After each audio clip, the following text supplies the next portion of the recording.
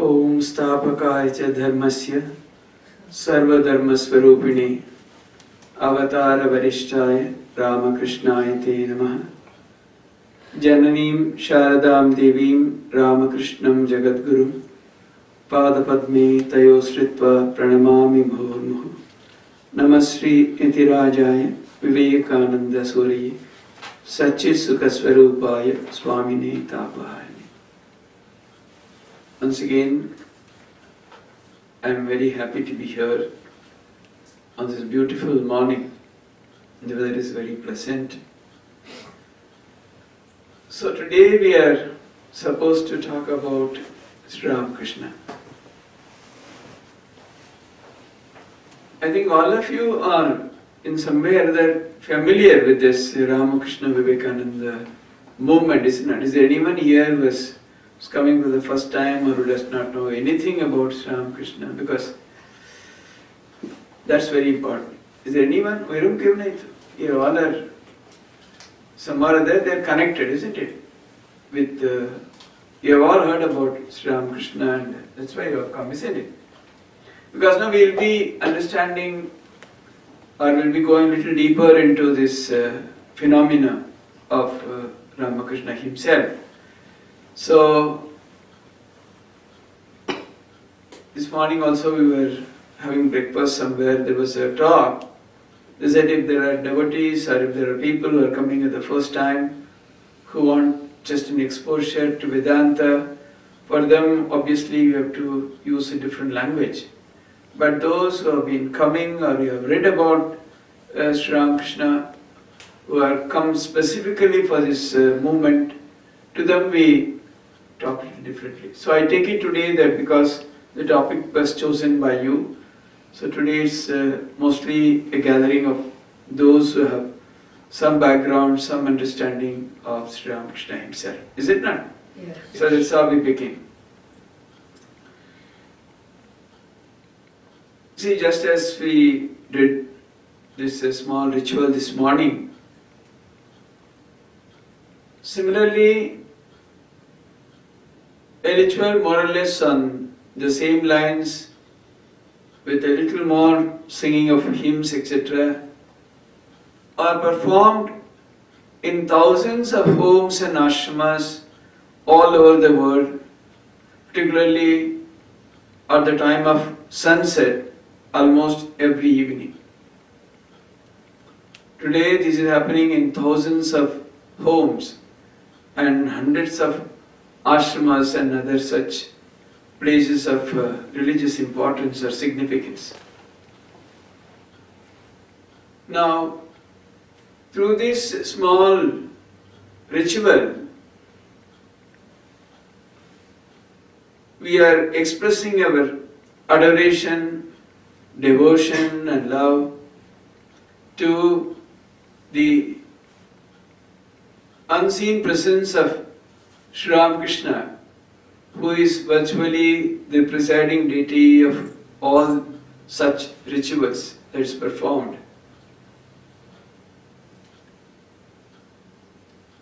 So through this ritual,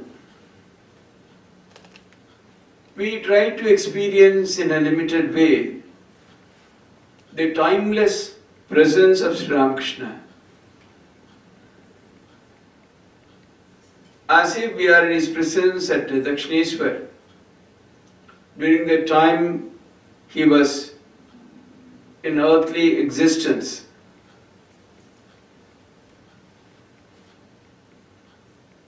In fact, this is the real meaning of the rituals that are performed under several traditions. The rituals, in some way, they try to take us to a zone of timelessness. They take us beyond time. We are transported to the presence of the deity or the object of adoration or worship of ours, far transcending the past or the future, and there is only the eternal presence that is felt in such moments. Who is this Sri Ramakrishna who is today worshipped as God incarnate on earth by millions of people all over the world.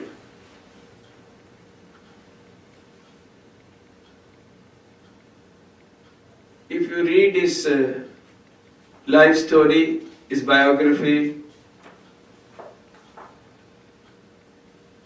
written in a very authentic manner by Swami Shantatmananda, you'll find that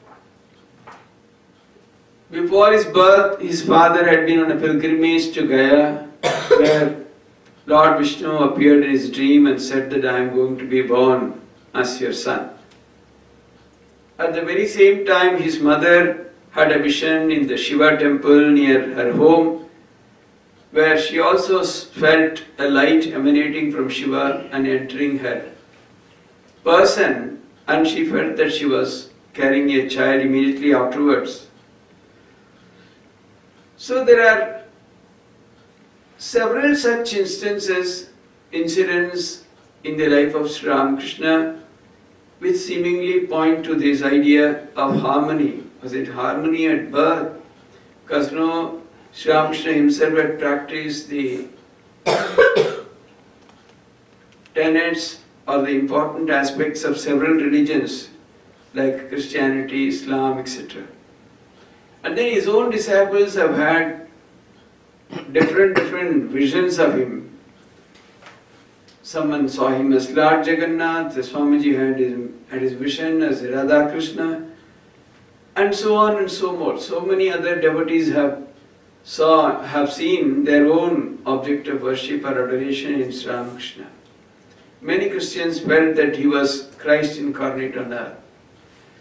So really, that makes our understanding of this personality even more and more difficult. And what exactly was the purpose of his advent on earth?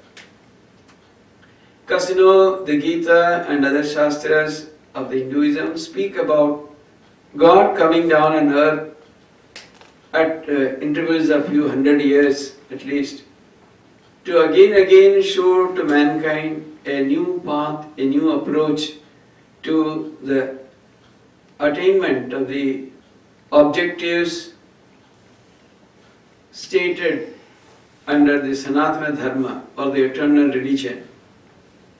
Otherwise, probably one would ask, where is the need for an avatar to come down on earth again and again at some intervals?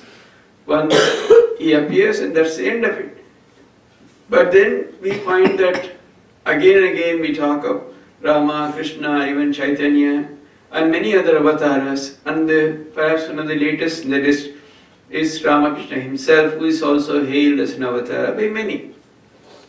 Now, what exactly was the purpose of his advent? What exactly was the most redeeming and outstanding feature of his personality? We need to understand a bit of this if we have to really understand Sri Ramakrishna. Because coming under the influence of a movement, whenever we do any sadhana or a spiritual practice, we should be able to understand some of the core ideas, core values. Then and only then our sadhana or spiritual practice would be really meaningful and fruitful.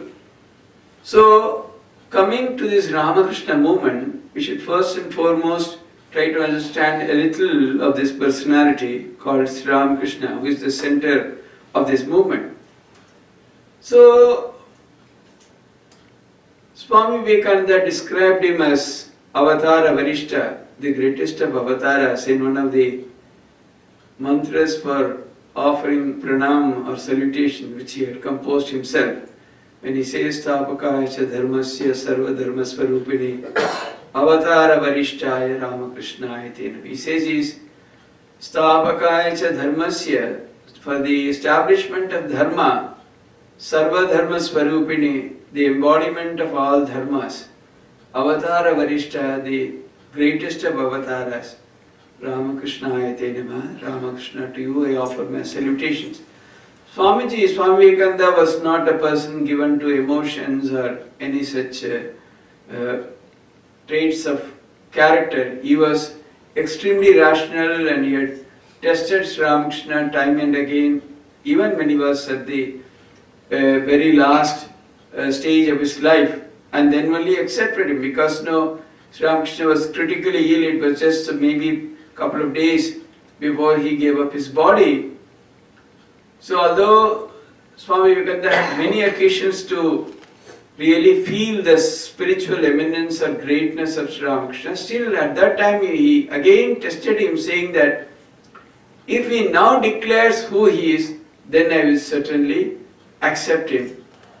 Immediately Sri Ramakrishna, even from that state when he was virtually at the point of death, he said, "Oh Narendra, even now you have doubts.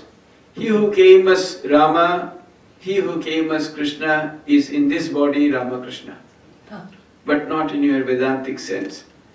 So, then and there he clarified to Narendra, because at that time he was still Narendra, not Swami Vivekananda, what was his real inner spiritual content and glory, or substance, or identity, or reality, whatever you might call it. So that was Sri Ramakrishna. So, someone asked also Holy Mother, what exactly is the special feature of Sri Ramakrishna? Is it Dharma Samanvaya? Mother said, no, not at all. Dharma Samanvaya just happened. He did not do it with any deliberate attempt that he would bring about harmony. He lived a life. His search for truth led him to the paths shown by different religions, and that is how he established the harmony of religions, not with any deliberate intent or purpose. So Mother herself said that his greatest abharana, bhushan or alankara was Tyaga, and that was the greatest feature of Sri Ramakrishna. Apart from all that, of course, in individual life, that was his extraordinary glory, no doubt. But he also appears to have come to fulfill a very special mission, because every avatar, every advent of such an extraordinary personality on earth has some redeeming special features.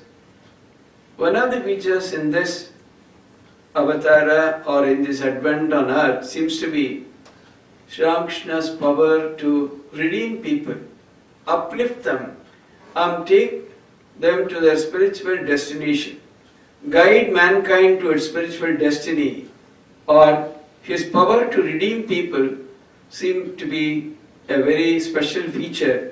It seems to be a very special feature of this personality called Sri Ramakrishna. Actually, one devotee of the Brahma Samaj told him, you see, people come to you, you just sting them, and that's it, and they are converted forever. They are just no longer, afterward they are their old personalities, and they are totally different. That's what one of them said. So, we can put it like this.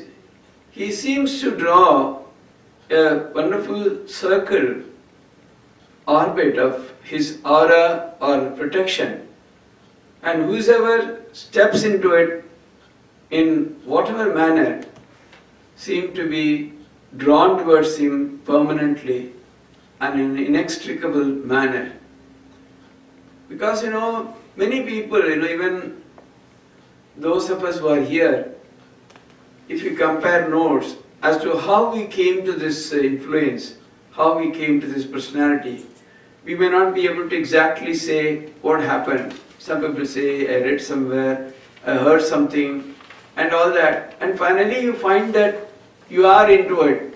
And once you are in it, Sri Ramakrishna has such an extraordinary power that he virtually holds you bound to him, so to say, till you are really redeemed and taken to your destiny. why we say like that, if you analyze some of the incidents that happened in his life, some of the people who came under his influence, the way they were molded, each one of them seems to have been molded in a very special and extraordinary way.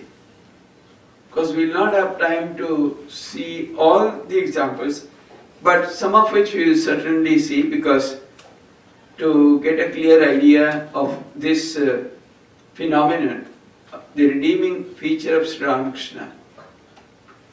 There was a devotee by name Manmohan Mitra, and he was very much attracted to Sri Ramakrishna.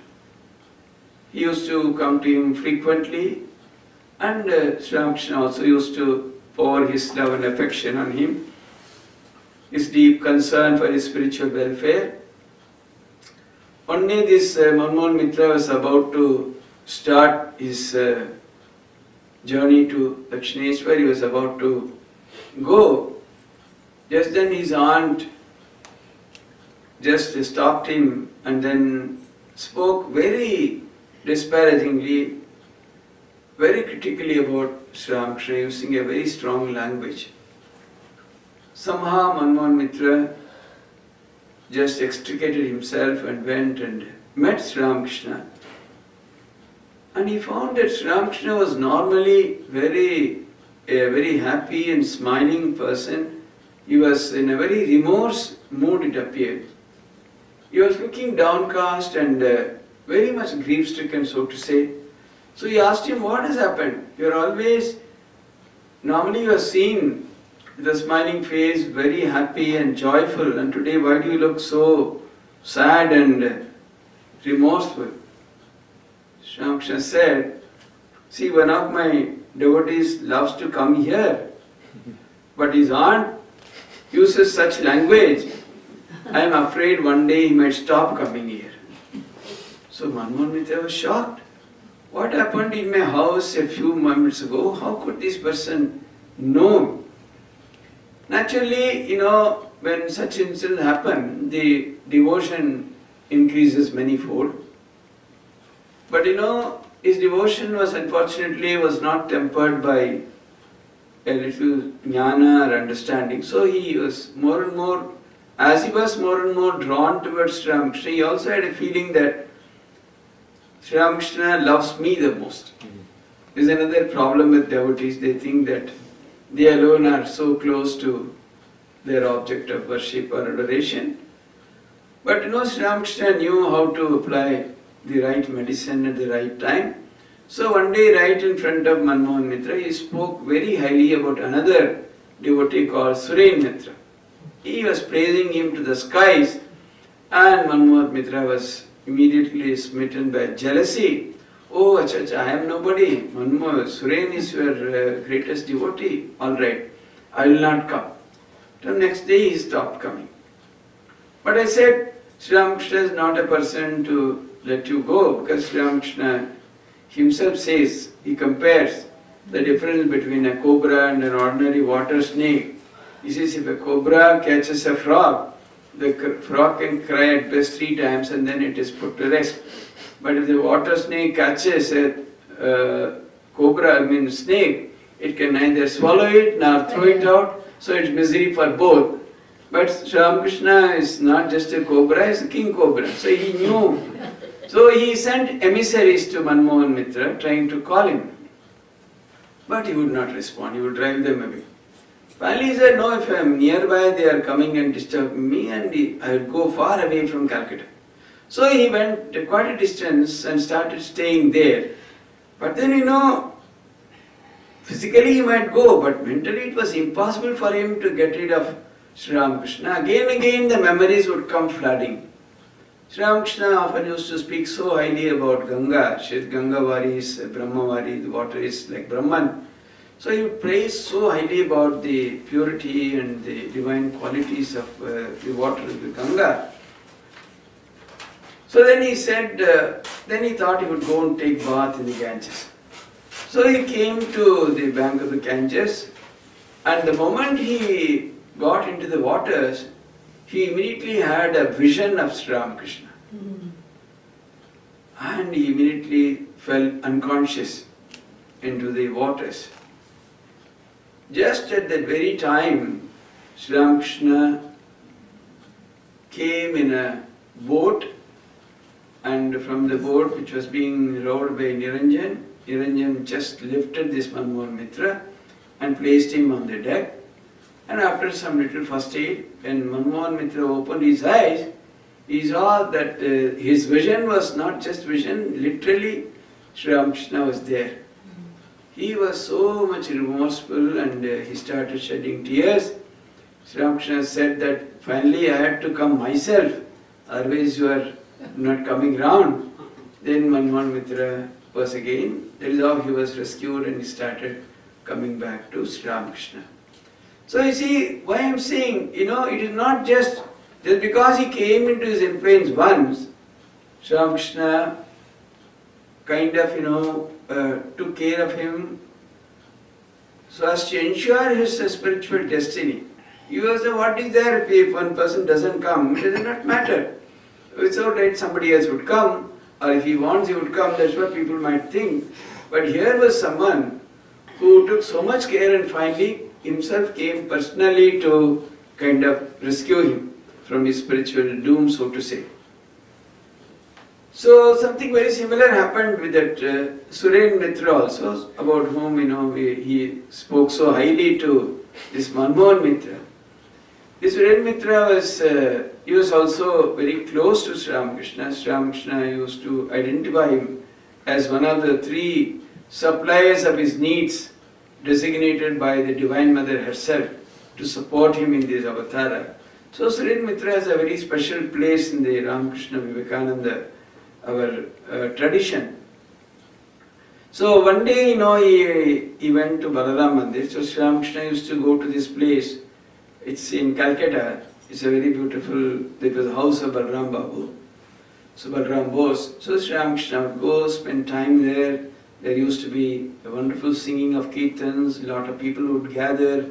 There would be a kind of a divine atmosphere when Sri Ramakrishna was there.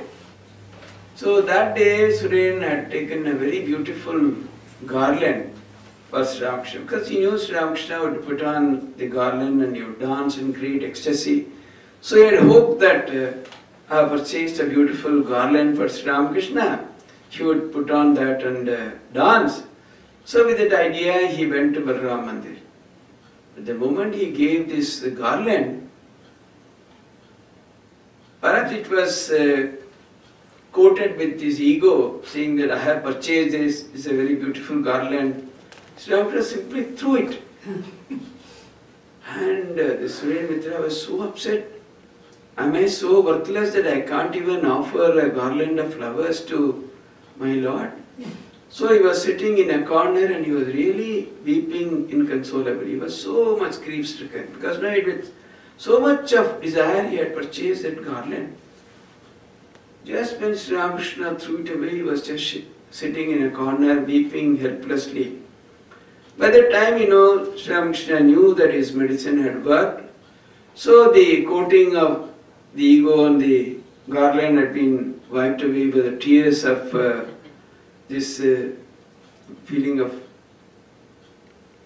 that kind of remorse, feeling that I have done this, it's not to be done that way. So his feeling, obviously, that had largely removed that coating of ego.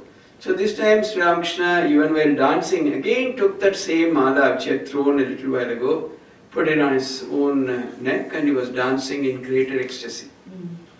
So again Surendra was shedding tears, but this time it was tears of joy. He knew that Sri Ramakrishna had finally kind of pardoned him and accepted him. So Sri Ramakrishna that way had a very unique way of molding each aspirant in a very, very special manner, so to say. Not only that, this Suren Mitra was he was given to drinking, because those days drinking was considered bad, perhaps not these days. But those days it was, and also he would really even go to excess. So another devotee of Sri Ramakrishna by name Ramchandra Datta, He told him, Suren, why do you do like this? If you drink, people would criticize Ramakrishna, saying that drunkards are his devotees. So, but Suren said, no, if I am not to drink, Sri Ramakrishna would tell me, why do you say this? He knows that I drink and he knows everything about me. If anything, any correction is to be made, he would make. Why do you say this? So then Ramchandra said, just let us go and ask Sri Ramakrishna for his opinion. Surendra Mitra agreed, but he said, we will go, but we will not raise this topic. He himself will say something, whatever he says we will accept. So the conditions were accepted by both, and then both this Ramchandra Datta and Surendra Mitra went to Sri Ramakrishna. The moment they met him, the moment Surendra Mitra offered his salutations at his feet and got up, Sri Ramakrishna, the first sentence he said was, Suren, you drink all right, but then you should offer it. Every time you drink, you must offer it to the Divine Mother. So the conditions were met. They did not ask. He himself raised the topic and he himself has given the solution. So Surendra Mitra thought that very nice. So I can take, now he himself has given permission, I can drink. But Sri Ramakrishna has put a rider saying that it should be offered to the Divine Mother. And then slowly Sri Ramakrishna put another condition. He said, but then see that your legs don't wobble. So that means you can't drink in excess. So anyway, Surendra Mitra thought that at least this much permission I have got. But then the point is, no, that is the beauty of your faith in extraordinary personalities. They work in such a way so as to slowly mold your mind. This Surendra Mitra became such a great devotee of the Divine Mother. Literally, as advised by Sri Ramakrishna, he would certainly offer it to the Divine Mother whenever he would pray. But slowly, his mind, it got the right focus. It went towards the Mother. And towards his last days, it said that he was also really pining for the vision of the Divine Mother like Sri Ramakrishna himself. That was the transformation that Sri Ramakrishna brought about in his life. Every person, each and every person, he had a very unique way of molding. So that's why, because it appeared that one of the missions, one of the real purposes of the advent of this extraordinary personality, whatever we might call it, is his capacity to redeem individuals, redeem souls, and take them to their spiritual destiny. We all know about the story of Gopal Gopal's mother. She was a widow, a child widow for 30 years, 40 years, 50 years, undergoing unbearable austerities, unimaginable tapasya, and leading an extremely austere life. But she felt so disturbed because again and again, whenever she would concentrate, she was a worshipper of Gopala, the young form of Sri Krishna, the child Sri Krishna. Her nephew's face would come to the forefront. Whenever she would try to meditate or worship Gopala, her whole mind would be overpowered by her affection, her attraction for her own nephew. So she came to Sri Ramakrishna seeking solution because now she felt so disturbed. Her life was dedicated to God and she had lived 50 years or 40 years or 50 years of such intense tapasya. But here she was suddenly being so much attracted towards her own nephew, whom of course perhaps she used to meet once in a way because she was living all alone in a very humble cottage. Then Sri Ramakrishna gave her a solution. He said, whenever the form of your nephew comes, imagine it is Gopala himself. Yeah. Slowly, then Gopala felt that the place of her nephew was slowly taken over by Gopala and ultimately by Sri Ramakrishna himself. she felt that Sri Ramakrishna himself was her Gopala, and that is how she became an extraordinary devotee. She had great visions and such spiritual experiences.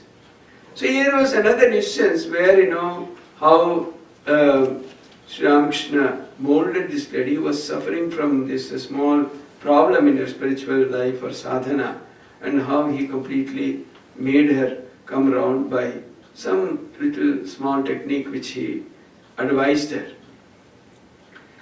There was a young person by name Yogen.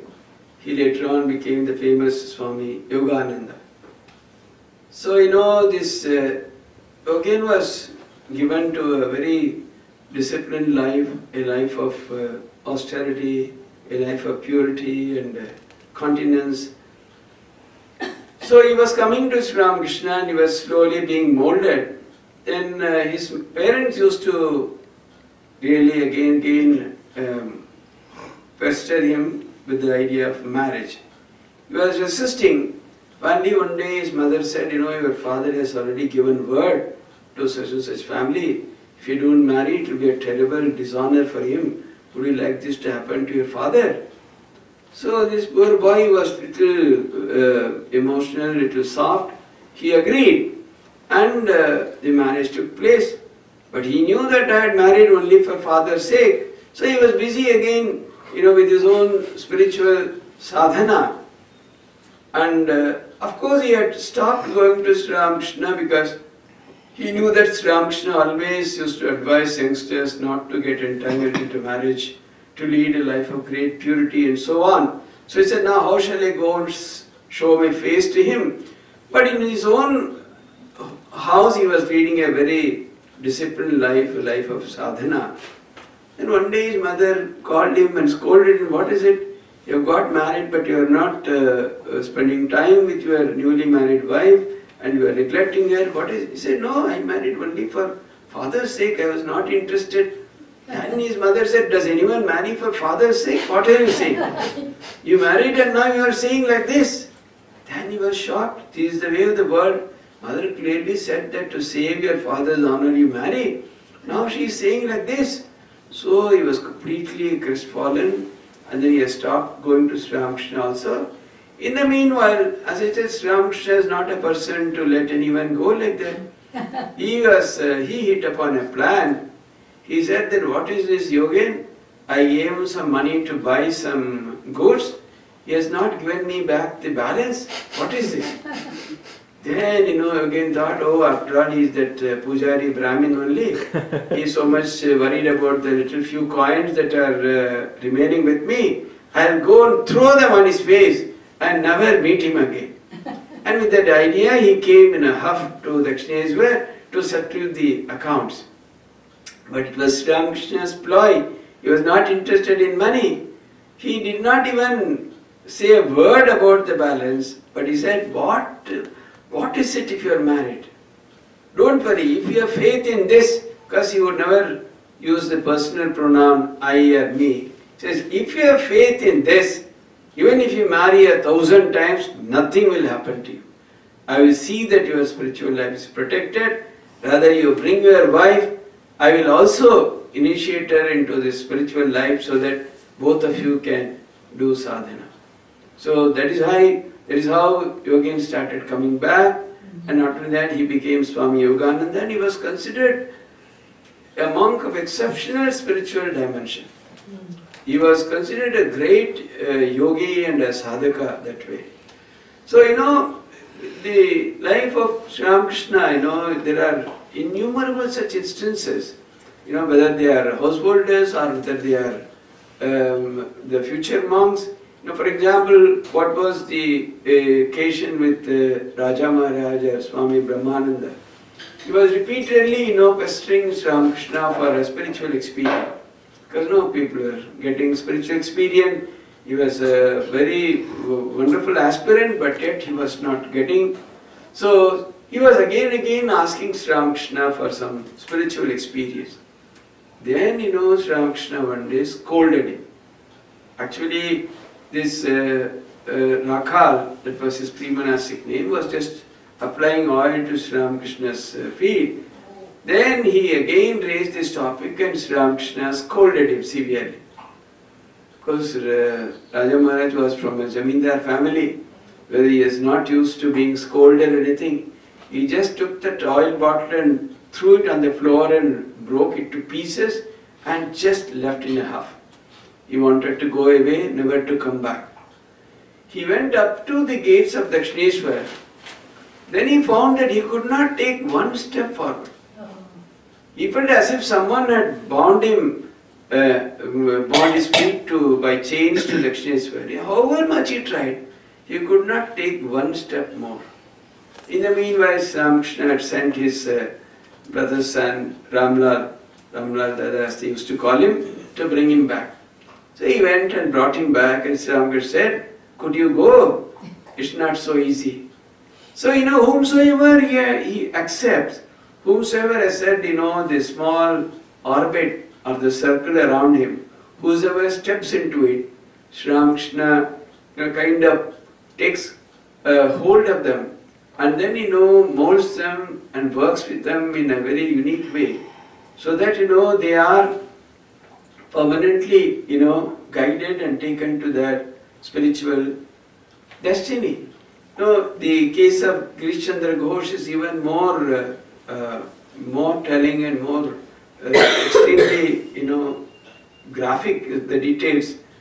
So, he was coming to Sri Ramakrishna, first of all, first Sri Ramakrishna sent someone that I want to see Girish Chandra Ghosh, because they did not know each other. So, Girish had heard about him probably, but Sri Ramakrishna had heard about Girish Chandra Ghosh because he was a very famous dramatist of Bengal of those times. He was a very famous man. So, when he sent word that I want to see him, and Girish spoke in such foul language to that messenger, using the foulest possible language to drive him away. Sri Ramakrishna again sent him the next day. Girish Ghosh was completely, he was completely overwhelmed, because he said, either that man must be an extraordinary Mahapurusha or a madman, because after all the language that I used yesterday, to send someone again today to seek a meeting with me, then this is the only possibility. So that is how Sri Ramakrishna attracted him. See, there are cases where he even attracts in a very special way. Now and then, more and more such instances are emerging. Somewhere someone had seen some picture of Sri Ramakrishna in a tea stall somewhere. So many ways. See, if you document or if you really chronicle all those stories of influence, they are very, very remarkable and really soul-stirring. So that is how Girish Ghosh was virtually brought in. He started coming, and he would come sometimes drunk, fully drunk, and in such condition, he would use such foul language before Sri Ramakrishna, and Sri Ramakrishna was extremely tolerant. So much so, once he even sent someone saying that he has left his liquor bottle in the carriage, you bring it. That was the kind of extreme concern or that kind of love he poured on Girish. But then, once there was a talk of spiritual redemption, and Sri Ramakrishna said that supposing you keep garlic in a vessel, that smell would never go. However much you wash it, it stays. Meaning probably Girish Ghosh was present that because of his bohemian ways of life and whatever he had done, redemption for him was very difficult. That's how Girish Ghosh understood it. He said that, is there no way for me then? How am I to? Then Sri Ramakrishna said, no, if you put that vessel on a oven and kind of burn it, so to say, heat it to such degrees, then that smell might go, meaning that you need very exceptionally serious spiritual sadhana and so on. But then Girish Ghosh then caught hold of him. No, you must do something for me. You must do, what should I do? How is spiritual regeneration possible? How can I really, get over this sorrow and suffering and so on? Then Sri Ramakrishna said, all right, morning and evening you take the Lord's name. He said, that's not possible. I do not know when my morning happens or when my evening, because I am half of the time in a drunken condition. I have so many court cases. I have such work related to my theatre, etc. Quite often I can't even distinguish when it is morning and when it is evening. Then Sri Ramakrishna, at least before going to bed, you take the Lord's name. That's not possible. Because now sometimes I go to bed 10 o'clock, sometimes morning 4, sometimes 3, sometimes 10 o'clock. There is no fixed time for me to go to bed. That's not possible. Whatever Sri Ramakrishna was saying, he said, no, that's not possible. Then finally Sri Ramakrishna said that you don't have to do anything, but just give me your power of attorney. I will do everything for you, you just give me the responsibility. Yeah. So Girish Ghosh thought it's very easy, I don't have to do anything. I only have to just give him my power of attorney and make him do everything. So then he said, it's okay. But soon he found out this was much bigger than doing any sadhana yourself. Because just after a few days later, he just mentioned, I am thinking about doing like this. How do you say this? You have given your responsibility to God. You cannot say that I will do. You can say that if the Lord wishes, it might happen. That is at best you can. You cannot, no longer can you say that I decide, I do, it's my decision. It's all not possible.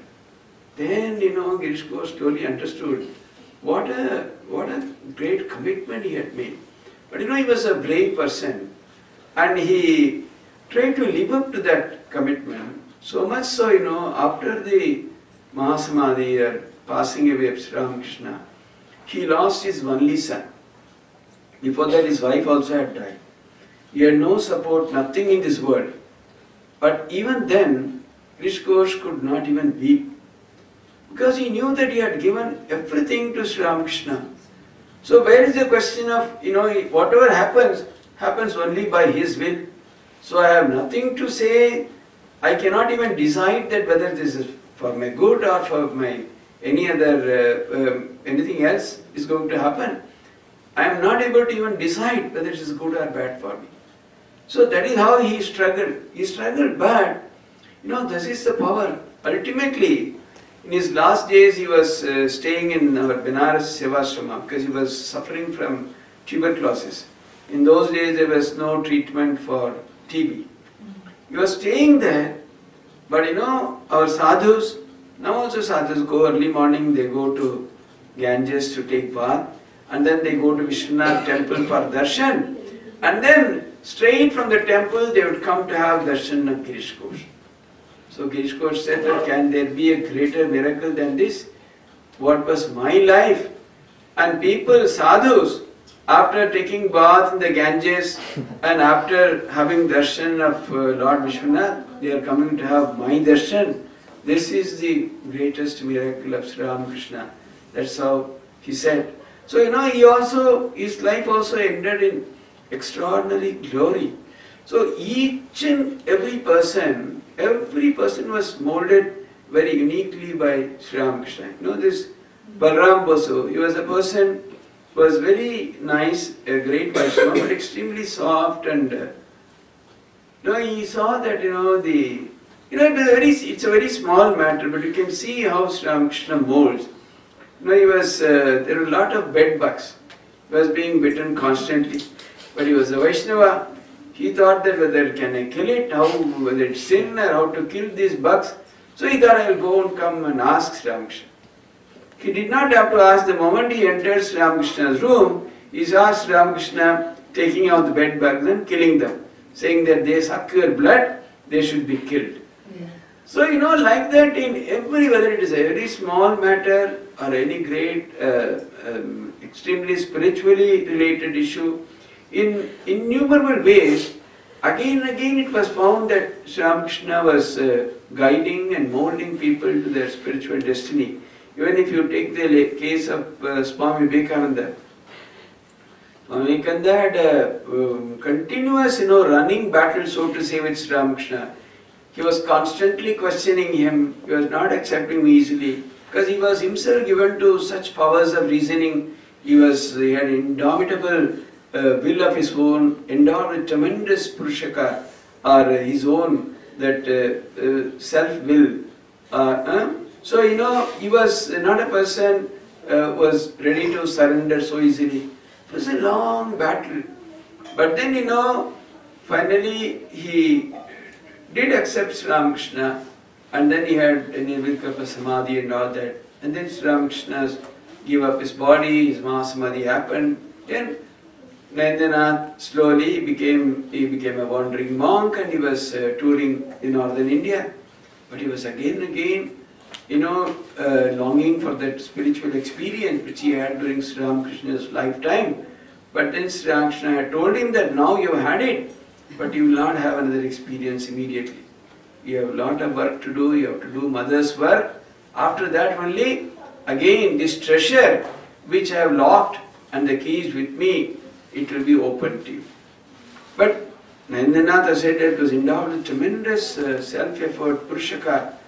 So he was not willing to surrender like that. So somehow in his wanderings he came across this great saint called Bhavari Baba. He was a great yogi.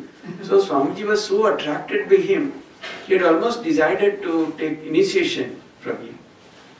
Next day it was fixed, the following day he would have initiation and all. The previous night he was lying in an open courtyard in a camp cot. Suddenly he saw Sri Ramakrishna just standing by his bedside.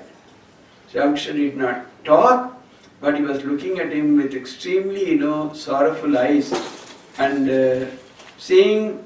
pleading with him not to go ahead with his resolve. Next day, Swamiji could not take initiation from Bhavari Baba. This happened again and again. So in one of the biographies is written that this incident happened 21 times. Finally, Swami Vivekananda gave up the idea of being initiated by Bhavari Baba and came away. He continued his spiritual journey. Then he wrote a beautiful letter to one of his, probably other disciples or someone else, saying that Sri Ramakrishna has no peers. Nowhere has the world seen such extraordinary depths of spiritual dimension, and at the same time such intense feeling of compassion for the man in bondage. So now he had virtually come to redeem people. That was also Swamiji's clear vision or idea. Because now Swamiji had taken initiation from Bhavari Baba, probably his whole life would have been different. He would have had no doubt Nirvikalpa Samadhi again, but then all that he established, all that his work that he did, obviously he had to do at his personal cost. He was given to deep meditation from his boyhood, so to say. For such a person to go throughout the world, around the world, lecturing and then coming back, such intense activity, obviously these were all done at a tremendous personal cost, so to say. So again, Sri Ramakrishna was very particular, very clear. Each and every, ultimately, Swamiji, after all the work that he did, again got back what he was really longing for. The last few days of his were spent in such extraordinary states of contemplation. And finally he gave up his body virtually in a yogic samadhi. That was his end. But then in the meanwhile he had been an instrument for setting in motion an extraordinary movement, and also he had spearheaded it for some years. So the molding of Sri Ramakrishna, the way he would take one on the spiritual path, the spiritual journey leading to the ultimate culmination, was unique and very special in the case of each and every person. And for each, Sri Ramakrishna had a very, very, very special and unique way of doing it. So if you, the examples are that are given in the life are very, very, very touching and very different in different circumstances.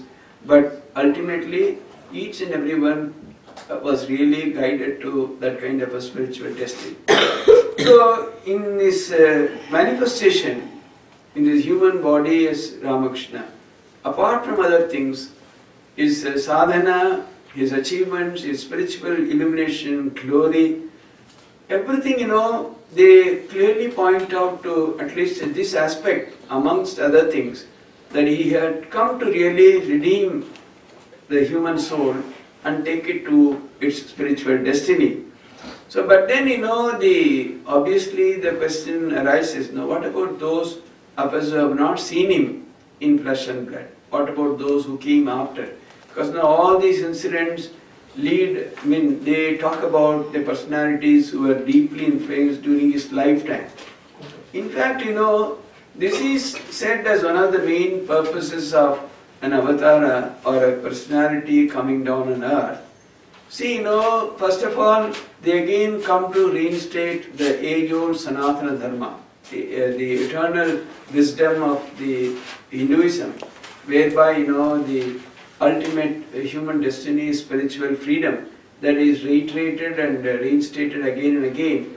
So, they come to again declare the same thing, but then they show a new path, a new approach, which is very congenial and which is very apt and appropriate for the times in which they come. And apart from that, they also leave behind an extremely adorable and lovable human form, with the help of which people can really do sadhana.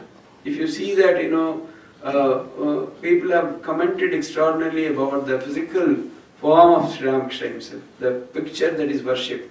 For those who are, with the normal eyes, who look at the pictures and all that, those who are not influenced, who do not know anything, looks like a very ordinary person with a beard and this and that. There is nothing to admire about his physical shape or structure.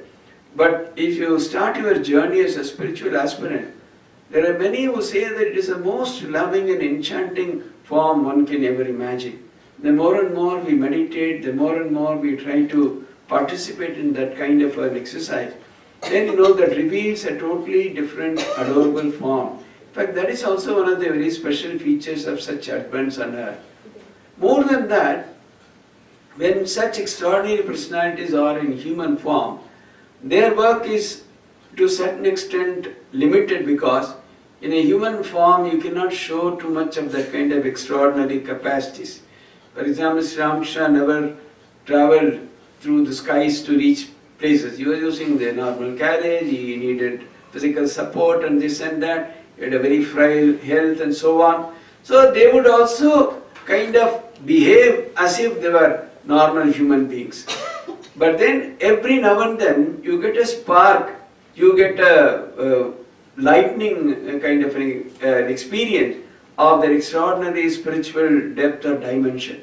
But after they give up their body, only then their work begins on a very colossal stature. See, Sri Ramakrishna himself gives a very beautiful analogy. See, there is a huge wall and you are standing on one side of it. The other side, there is a huge playground of several acres. But because of the wall, you are not able to see anything. Then you find there is a small hole in that wall, and through that you are able to see the infinite kind of grounds on the other side. Sri Ramakrishna used to say that the hole in the wall is an avatara, or the extraordinary spiritually illumined soul, who are a kind of bridge between the transcendence and the immanence, the one that is beyond the senses and the realm of the senses. So, that is where, when such personalities, when they give up their human frame, they seem to assume monumental proportions, they seem to grow in an extraordinary dimension and seem to influence mankind very powerfully in large numbers. That's why, during his lifetime, hardly a few thousands knew about Sri Ramakrishna. That too they were probably in and around Calcutta, nothing beyond that. But today you see all over the globe, whether it is America or Mexico or England or UK or France or South Korea or anywhere, South Africa, every part of the world, there are some groups or other which are doing intense worship and sadhana and coming into this tradition. In fact, we really do not have the information about all the groups who are practicing in different parts of the world. If you search sincerely, everywhere you will get a small group, sometimes bigger group, sometimes medium. But ultimately you will find that wherever there are any group of any few people who are seriously interested in sadhana, there you will invariably find that Sri Ramakrishna has found a place there. So that is the beauty of that extraordinarily transcendental nature of Sri Ramakrishna, and that is why when we seek Sri Ramakrishna, when we worship him, when we take to him, when we say that we are coming under his influence, we should more and more seek him in the transcendental dimension, in the depths of our heart, That is where we will really be able to connect to that extraordinary dimension of Sri Ramakrishna, and that is why we would really get our true spiritual benefit. Otherwise, the worships, the pictures that we have, all that we do, they all relate to a certain level, the level of the beginners. But as we go deeper, as we really try to contemplate, dive deep into the inner recesses of our heart, you will find that the more and more we become spiritually focused, the more and more our life is focused towards the spiritual purpose of life, the ultimate freedom which the Hinduism talks about, where we tend to, where we try to give up our desires, our attachment, and try to lead a life of extraordinary, that purity and true purpose of spiritual goal. You will find that you are able to connect to Sri Ramakrishna, you are able to relate to him, and that is when all his life, his teachings, his sayings, everything would become extremely meaningful and purposeful to you. So, the real idea, that's why, this tradition, this Ramakrishna Vivekananda movement is different from many other movements, because even in contemporary times you find that there are movements which attract large number of people. Where in spite of giving notice, in spite of our coming and staying, hardly we got about 25 people, that too with great difficulty, people coming in various times. Now the reason being, this movement talks about something which is extremely available or limited to a very small percentage of mankind, namely an intense search for a spiritual goal or spiritual ultimate freedom. So, a movement which, at the core of it, which really emphasizes on sadhana or spiritual practice. It's not, so nothing short of that will really, bring glory to the individual who is coming under the influence of this movement. If you really seek some other kind of an entertainment or some other kind of an escape, as it is promised in some other traditions, probably you may miss the mark and you may not find it very exciting. But if you really think that spiritual life is very serious business, and your life is drawn towards a spiritual orientation or goal at the ultimate, probably you will find it extremely interesting, extremely exciting, extremely illuminating, and that is how you will get the maximum benefit of being associated with this movement. So we should really understand the Ramakrishna movement is one movement which insists on sadhana, on spiritual practices, and that is where you really get the maximum benefit through its association. Sri Ramakrishna Padmasta. Today is very difficult to ask questions, I think. It's more. I'll start one. Later on you can also start. Well, as Thakur has clearly said, possessing and exhibiting supernatural powers is wrong. And today billions of people are attracted by the siddhis and supernatural powers. But we also see in the life of direct disciples as well as triumphs, there were incidents, evidence of supernatural powers. How do you correlate Thakur's message and... Yeah, so Sri Ramakrishna was very clear that he was not saying that siddhis are not possible. He himself offered Ashtasiddhis to Narendra. He said, do you want them? So Narendra said that, will it help me realize God? No, it will not help you, but after you realize God, it will help you to spread His name. He said, no, let me first realize God and then think about other works. I don't need it. So he was against, he knew that if you are a great sadhaka, naturally supernatural powers would come to you. But he was against exhibiting them or against using them. And also, in the incidents related to their life, largely, the supernatural powers exhibited clearly relate to a spiritual realm. Just as he touched somebody, they were awakened spiritually and so on. That kind of thing. It's not producing any material things or doing anything related to the mundane world. So, even, of course, spiritual itself is something which belongs to the Atindriya Jagat, or belongs to the world beyond the senses. Obviously, everything that happens, is miraculous. In your own life, if you are a sadhaka, miracles do happen. The transformation ourselves from being extremely attached to the body, to the senses, to desires, and becoming less and less desire oriented, less and less God oriented. That is the greatest miracle. What is more than that? Is it, that's what, in Sri Ramakrishna's life, there was someone, they were waiting, he and Hriday. So one person was just, they were waiting for a boat, the other person just walked on the water and crossed. Sri Ramakrishna said that you give, 4 annas to the boatman. So that is the value of this miracle. So, miracle should happen in our own life. It happens in every life. The more and more you become spiritually transformed, that is a miracle. How, if you think about your own past life, how you are so much attached to so many things, how senses used to pull you, how you are full of desires, how you are slowly becoming purer and purer, and how your life is leading you Godward, how it is leading you to a life beyond senses. I think that is the greatest miracle, and Sri Ramakrishna performs this miracle in large numbers in the lives of many devotees. Only thing is, we should subject ourselves to being performed that way, being molded that way, and that's the secret. Yes? Yes, Swamiji. Soul never die, never born. So who is dying, who is getting born, and what is happening? No, it is not, you have not stated correctly. The Atman or Brahman or the Supreme Consciousness, that is beyond birth, death, everything. Yeah. The Jivatma or the individual soul does take birth and does suffer, does get out of it, depending upon the samskaras, whatever you do in this life, you carry it to the next life. So all these relate to the Jivatma.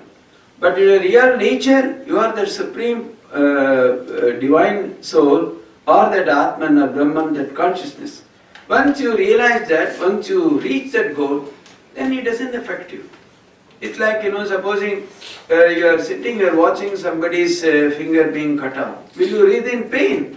You know that it is somebody's, it hasn't got it. So the same way you will feel about your own body, when you have gone beyond that level of the senses, then you know that will no longer affect you, or that will no longer bring about any influence on you, and that is going beyond death.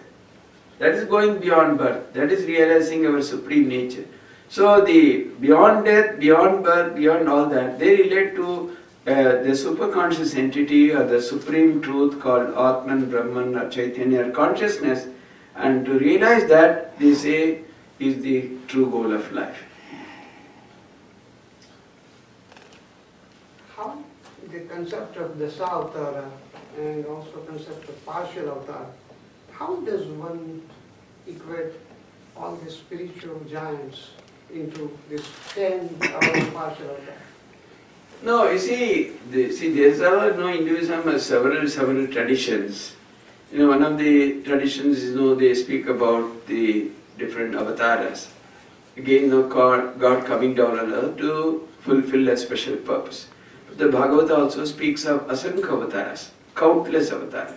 So, that is, at best, we can understand very rudimentarily in a theoretical sense, but it doesn't matter to us at all. Our idea is, in fact, the Narada Bhakti says, God's grace descends on man through an extraordinary soul or a Mahapurusha. So, even if you accept, the point is, whomsoever we adore, whomsoever we admire so much, somewhere or other we try to imitate them. Their influence comes upon us.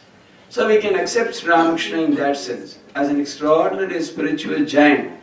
Through him, we can search and get our own ultimate spiritual destiny.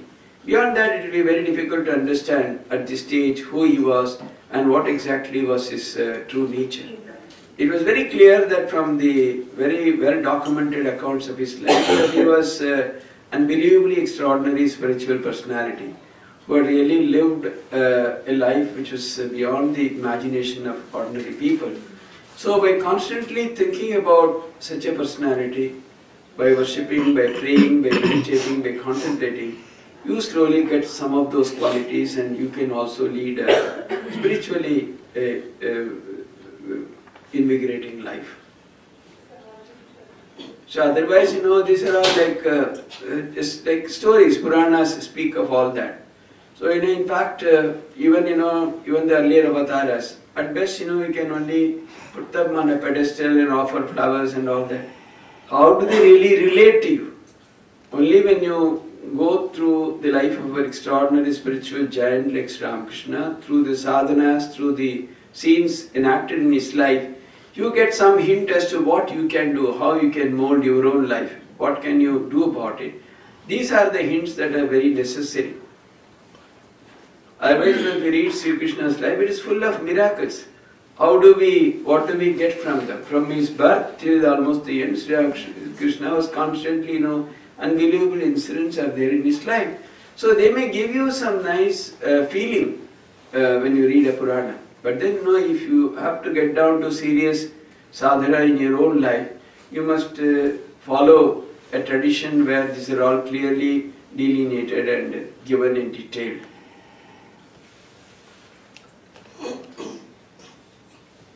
Swamiji, what is pradha karma? Pradha. What is pradha? Pradhana, prarabdha. Prarabdha. Prarabdha is that which your previous life, whatever you had given, done, the results you experience. Hinduism speaks of, a repeated births again and again. So whatever you do in one life, the results start manifesting afterwards. So again, to go through them, you have to take another birth. So that is what is called prarabdha. So it is before your birth. Whatever you have done in an earlier birth, the results which you experience. Many people, for example, suddenly someone is born blind, someone is born lame. So why is all that? I have not done anything. So they say that is because of earlier births, which you do not do. But then Buddhism also speaks about the way of redemption. Through sadhana, you can get rid of that and then you can find your way out.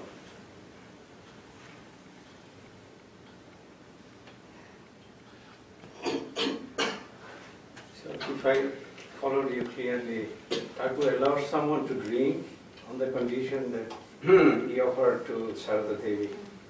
Divine Mother. Divine Mother. Okay, I'm sorry. So to me, it was a kind of an indirect response. What is his general philosophy about food, drinks? Generally, the point is, that's what. See, if you have a power, if you can really take care of the other person, we can do that way. See, Sri Ramakrishna knew that. If he had simply said that don't drink, then he would have stopped coming altogether. But on the other hand, he made him, but then guided him that way. First of all, the main purpose was to stop him from drinking in excess. That he did. Clearly he said that you can't do it. And then, anything you see, is it a small practice? To offer whatever you do to God and do anything, you accept, you try anything, it will completely illuminate you like anything. You can do it constantly. So that made him a greater bhakta of Divine Mother than otherwise. Because he was in the grip of that habit, he knew that the only way, because he had faith in Sri Ramakrishna and accepted his as his mentor or a teacher. So literally he followed it and that's how he was uplifted. So if someone can guarantee you that and if you have faith in that person, clearly you can follow what that person says. Otherwise, this cannot be done in a generality. You do like the thousands of people who behave like that, nobody can.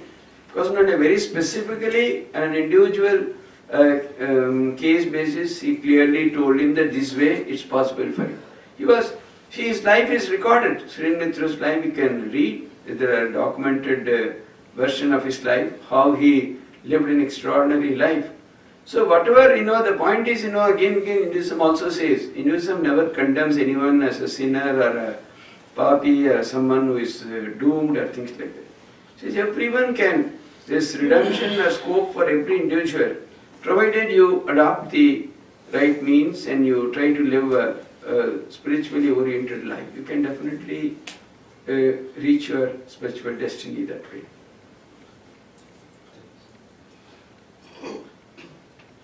Swamiji, what is the Ramakrishna mission? Ramakrishna Mission, you go to our website and you will look at the website, you will get everything. It's a very well documented website, Ramakrishna Mission Belur. You go, they will say everything. There are several pages, home page gives you. No, I mean asking, what's the mission of Ramakrishna? That's what, you see, Mission of Ramakrishna mission. He's asking mission of Sri Ramakrishna mission. Right? Yes. Yeah. yeah, that is what the spiritual help, solution, solace to people. Essentially, that is that. Atmano mokshatam jagatita. It's for the self-realization, then incidentally some benefit to mankind. The main thing is your own spiritual destiny. Maharaj, I'm sorry, last time or? Last question. It's okay, we have time. You are giving certain very interesting incidents, life of Thakur. One thing which is baffling us, sometimes we get sort of perturbed in total confusion, is about the degree of faith, depth of faith. For example, direct disciples of Sri Ramakrishna, some of them absolutely believed in him, no wavering this way or that way. And Maharaj narrated incident where Swami Vivekananda was going to Pavhari Baba 21 times. And Sri Ramakrishna appeared before him 21 times. Same time, if we think Narendra at that time, Narendra was doubting everything, was not surrendering, he was not accepting him, he was posing a lot of questions, said, I am a person with a strong mind, I cannot be mesmerized, you are trying to mesmerize me. And till the last day, when he was quitting his body, he is doubting, let this man say now, he is an avatar, I believe. He even said that. Both this body has said. With all that, he went to Pavhari Baba. 21 times. See, the point is, See, the point is, this is a little different. See, the normal doubts with which we are assailed is very different. There is also a quality in the persons. It all makes so much. See, first of all, direct disciples accepted Sri Ramakrishna not just on faith. They had so much proof. Every day they saw so much happening right before their eyes. They had no other option but to believe. If you see something, such spiritual revelations right in front of your eyes every day happening, obviously you will have no room for doubt. But then actually again, even doubts etc. also depend upon the quality of the spiritual aspirant. People like you and me, we doubt, we believe, we doubt, we believe, we keep on oscillating all our life, ending up nowhere. But a little higher type of aspirants like the direct disciple, they saw, they were convinced, they stuck. But Narendranath was even still higher than them. See, Narendranath's life, the doubt was not because he had doubt in the spiritual eminence of Sri Ramakrishna, not that. He wanted to struggle and go out of his influence and become something. It's not that he was doubting Sri Ramakrishna's spiritual power or its capacity, not that he did not have faith in Sri Ramakrishna. He was in a hurry. He was not prepared to wait even that longer. Because from boyhood he was given to deep contemplation. He said, I will go and dive into samadhi. I will not do this work for regeneration in the world and all that. He was not for all that. He only wanted to just live and die in samadhi. So wherever that opportunity was there, he was seeking. He said, Sri Ramakrishna clearly said, no, I will not allow you. You can go only this far now. You have a lot of work to do, then only I will allow you. But in that, because he had such urgency, he was so much he was in agony, he wanted to experience that at any cost. So he knew that he was not giving, so he was trying to seek elsewhere. 21 So that is not, we cannot even imagine the quality of Nandanath, and obviously his doubt, etc. were of a very high order. It's not like ordinary people doubting and not doing something. So that was very different. In his case, it was because of his that kind of a thirst for that contemplative life, to remain deeply immersed in samadhi. That is what that made him, seek out other possibilities.